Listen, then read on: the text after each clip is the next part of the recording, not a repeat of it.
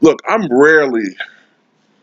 rarely agree with Shannon Sharp when it comes to basketball. But in this situation, I have to agree with Shannon Sharp 1000%.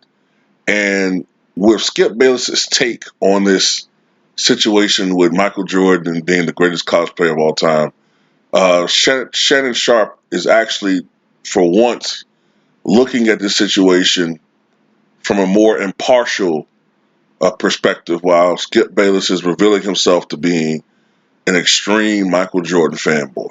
That's the only way I could take it in this situation at this time. Now, let me say this too. Now, personally, I think that Skip is trolling a little bit. I don't think he personally believes that Michael Jordan is the GOAT collegiate player. Skip Bayless is 70 years old. He's witnessed a lot of great college careers. And there's no doubt in my mind that he doesn't really believe that. But I think he's doing that, taking that position because it's just more entertaining to have a guy going against the grain. It flares up people's uh, dander to hear someone be so contrarian and so against the grain like that. So I think that's more of a take for ratings, you know what I'm saying, and buzz. But I don't really believe Skip Bayless believes that. But for the sake of this video and for entertainment purposes, let's just say he believes what he says, all right? Now, Skip Bayless wants to argue that Michael Jordan is the greatest collegiate player of all time. And basically, he goes about this by saying he uses the size issue that, well, Michael was only 6'5", playing in a sport that was at that time dominated by bigs, which it was. Collegiate basketball was dominated by bigs. Okay. But at the same time, this is why I brought up Pete Maravich. Okay. Pete Maravich. Now, I had an interesting conversation with someone, one of my subs, who thinks that I shouldn't have Pete Maravich in the conversation for better collegiate players or all-time great collegiate players, and this is why I disagree with him. Now, college basketball at that time was spectacularly dominated by bigs. Okay, that's just part of the culture that existed before Michael Jordan. So I get where Skip's going with that argument, but this wasn't the NBA.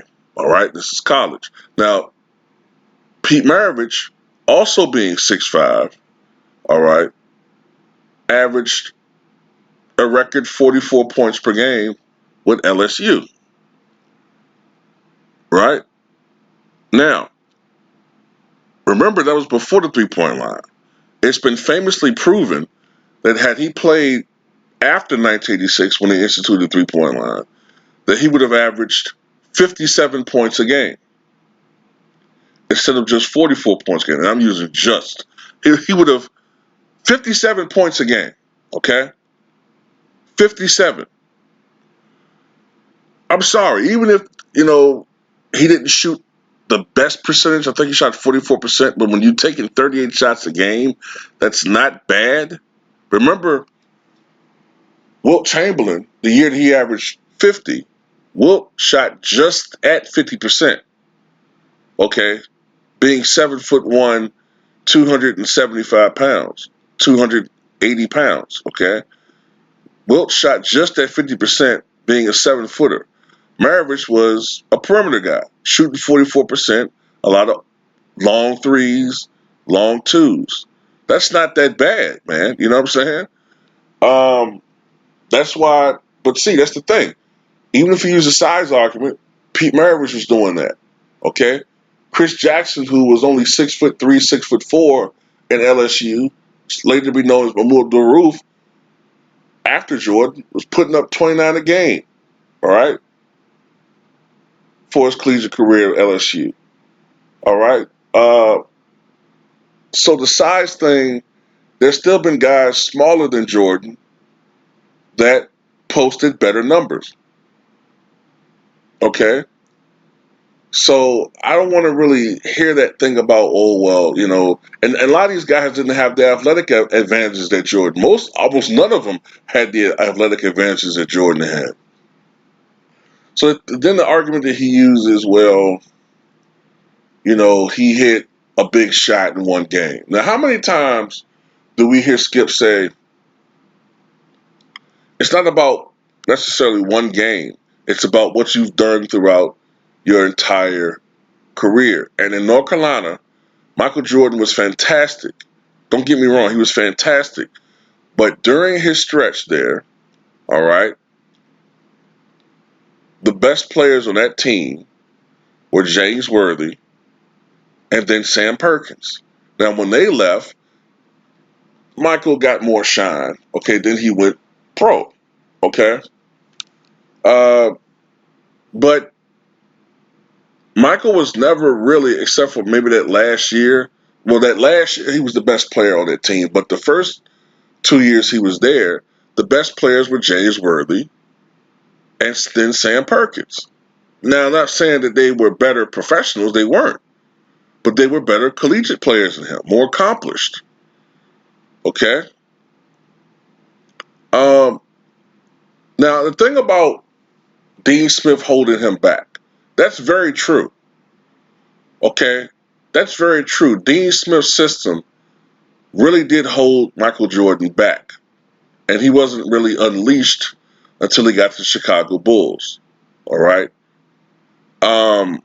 But this is the thing about that, man. With that, you're talking about potential. You're talking about what a guy could have done in some other system. Okay? That's honestly, that's more of an argument that we tend to hear in football. You might have heard me say, I don't think that Tom Brady could have done what Peyton Manning did with Denver. That's the type of arguments. That's kind of more in line with that argument. That's a woulda, coulda, shoulda. All right. The point is, yeah, our common sense tells us Dean Smith's system held him back. Okay. But at the same token,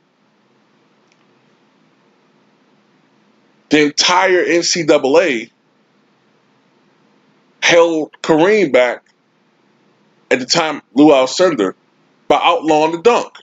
Am I correct? Because if he was able to dunk the basketball, instead of having to rely on his finesse game, which he improved and made him even more dangerous as a professional, all he had to do was dunk the fucking ball all the time. Because they saw how Wilt Chamberlain was dominating the NBA. They're like, well, we got to get these white boys some help here. All right, let's outlaw the dunk. Didn't work. Plus, Kareem wasn't able to dress his rookie year because of an outdated rule where rookies couldn't play. Well, freshmen couldn't play, excuse me. And then I'm going to make a comparison with Kobe. Kobe, before 2000, 2001, his main role on the Lakers was really to run the offense.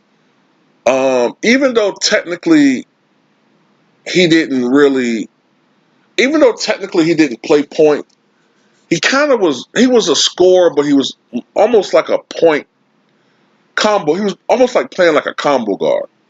You know what I'm saying? Like his role was more or less to run the offense and to be that secondary scoring option if Shaq wasn't going. All right. That was more or less his role at first. It wasn't until 2000, 2001 when Kobe really consistently said, no more of this. I have to feature my game. I have to open up. Okay. I have to start being more offensively aggressive. And that's when Kobe really started becoming the Kobe Bryant that we saw throughout the 2000s and beyond. But the first 4 years or so of Kobe's career, he was kind of playing second fiddle to Shaq. All right. So that's what I'm saying by that is, if you were to judge Kobe Bryant from 96 through 2000, and let's say Kobe Bryant just retired. Let's just say he didn't want to play basketball anymore. He wanted to get into I don't know, something else, whatever, right? If you judge Kobe by those 4 years, and if I told you, look, man, Kobe was great, but I'm telling you guys, he was being held back by the Lakers and Shaq. Oh man, Shaq's the most dominant, double double do. I mean, you talking about woulda, coulda, shouldas, man, blah blah blah blah blah blah blah blah blah blah blah. But I would have been right, right? The same thing with Jordan, right? But at the same time, even if I'm right, Kobe still hadn't in this alternate scenario, Kobe still wouldn't have been able to develop into what he became. All right, so that's basically how I look at that Dean Smith thing. I get it, but at the same time, that's not an excuse. Now, in my mind, guys who've had better collegiate careers than Michael Jordan, and this isn't everybody, this is just people I can think of. I would say players like, of course, Lou Alcindor's number one. All right, Lou Alcindor's number one to me. Number two, I would put Bill Walton. In fact, the main reason why Bill Walton's in the Hall of Fame to me is his collegiate career. All right, I would put those guys probably number one, number two. Then I would have up there as far as collegiate players, you would have to have guys like Oscar Robertson. You would have Elvin Hayes up there. You would have Earl the Pearl Monroe. I'm not going in any particular order right here. I'm just naming people. I would have Ralph Sampson, Len Bias. Uh, shit, I would even put fucking Danny Manning ahead of Michael Jordan when it comes to college. I'll put Danny Manning ahead of him. Uh, Christian Laettner and Shannon Sharpe was right. Tyler Hansbrough had a better North Carolina career than Michael. He's not a better player, but he had a better career. Okay.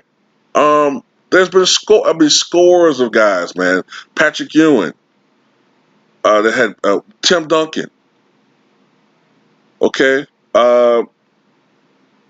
Shit. I would say, now it's cutting a little close. I'm not going to say him, but Chris Jackson. Yeah, man. There's a lot of guys. David Thompson, if I didn't say him.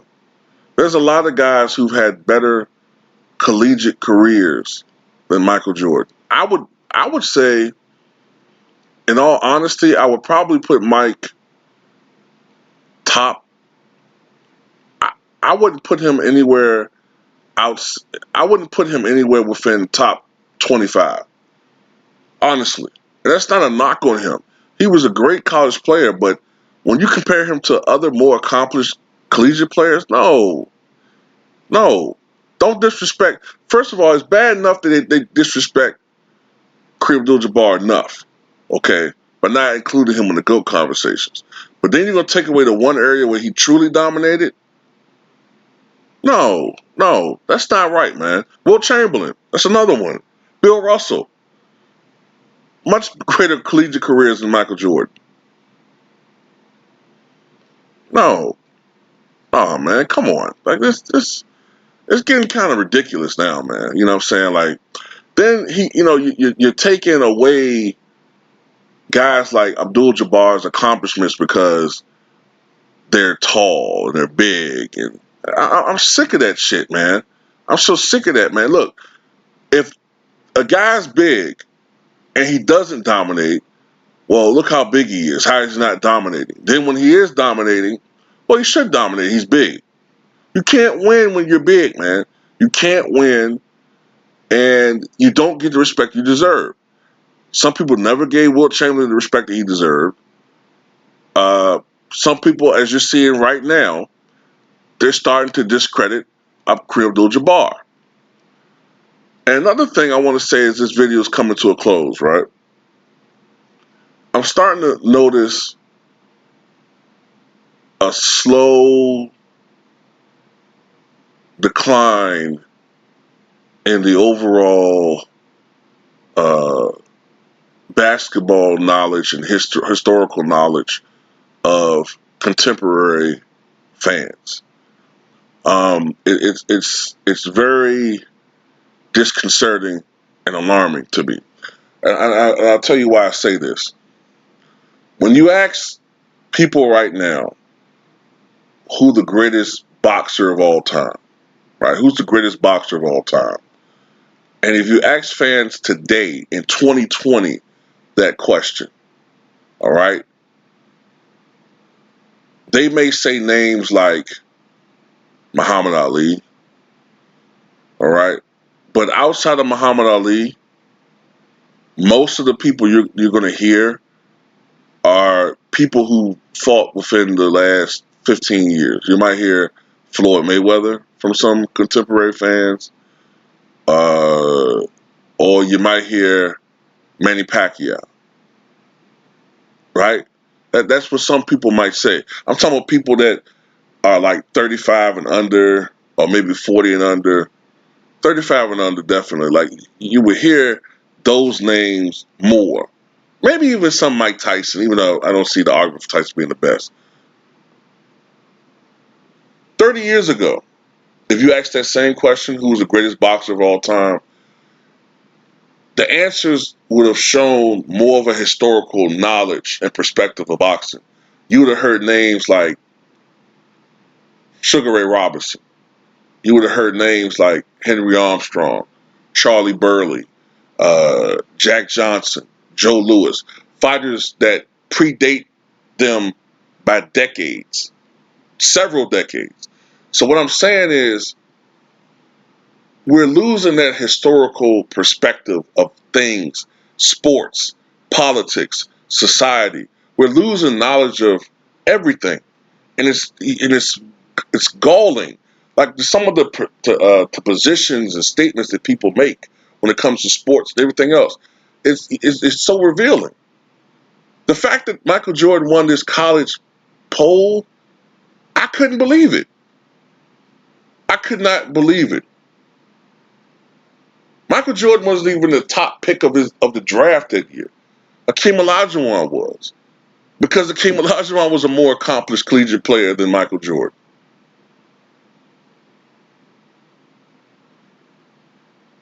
Now, yes, Michael Jordan altered the landscape of the NBA, and one of the reasons why uh, uh, uh, Sam Boyd was picked ahead of him was because the center position was seen as the building blocks for every team. And plus, Portland already had a shooting guard in Clyde Drexler. Okay. But Michael Jordan, don't get me wrong, Michael Jordan changed that perception and showed that you could build a championship team not only around a scoring champion, but around a perimeter player. So, yes, I get and I agree that he's the greatest NBA player of all time. Not everybody agrees with that, and that's fine. But to say he's the greatest college player of all time, yeah, Skip is really, at this point, he's nothing but a Michael Jordan nut hugger, man. That's it. I mean, ain't no way, shape, or form about it.